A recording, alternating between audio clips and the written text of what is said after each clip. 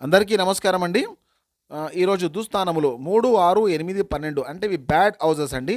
So, మన లగ్నం నుండి మూడో ఇల్లు, ఆరో ఇల్లు, ఎనిమిదో ఇల్లు, 12 ఇల్లు అంటే దీన్ని ఇట్లా క్యాలిక్యులేషన్ చేసుకోవాలండి. ఏదైనా లగ్నం నుండి తీసుకోవాలండి. రాశి నుండి తీసుకోవద్దు సార్. లగ్నం నుండి తీసుకోండి. అంటే ఇవి బ్యాడ్ హౌసెస్ అని అర్థము.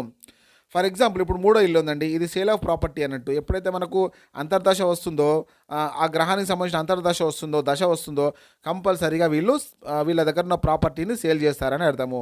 సో, ఇంకోటి ఆరో స్థానం. ఆరో స్థానం అంటే రుణ, రోగ, శత్రు స్థానము.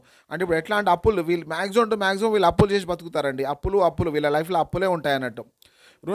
రుణము, రోగము. తర్వాత ఏమొస్తుందంటే ఏదైనా డిసీజ్ వస్తుంది. తర్వాత వాళ్ళే వీళ్ళకు శత్రువులుగా మారిపోతారు. ఎవరైతే వీళ్ళకు రుణం ఇస్తారో వాళ్ళే వీళ్ళకు శత్రువులుగా మారిపోతారు. ఓకే, ఇప్పుడు 8 అండి. 8 అంటే అదృష్టము, దురదృష్టము, అవమానం అండి. సో, వీళ్ళకి ఎట్లా ఉంటుందంటే ఏదో అదృష్టం లాగానే ఉంటుంది. కాకపోతే అది దురదృష్టం. తర్వాత అది అవమానంగా మారిపోతుంది. ఫర్ ఎగ్జాంపుల్ ఇప్పుడు 8లో ఏదైనా గ్రహం ఉన్నదనుకోండి. ఫర్ ఎగ్జాంపుల్ ఇప్పుడు గురు గ్రహం ఉన్నదండి 8లో. సో, వీళ్ళు పిల్లల కోసం చాలా ప్రాబ్లం పడవలసి వస్తుంది. అంటే అది ఏ ప్రాబ్లం అయినా కావచ్చు. పిల్లలు కాకపోవచ్చు, లేదా వీళ్ళు పుట్టిన పిల్లలు వీళ్ళని ఇబ్బంది పెట్టవచ్చు. సో, అట్లా అట్లా ఎన్నో ఉంటాయండి కారకత్వాలు.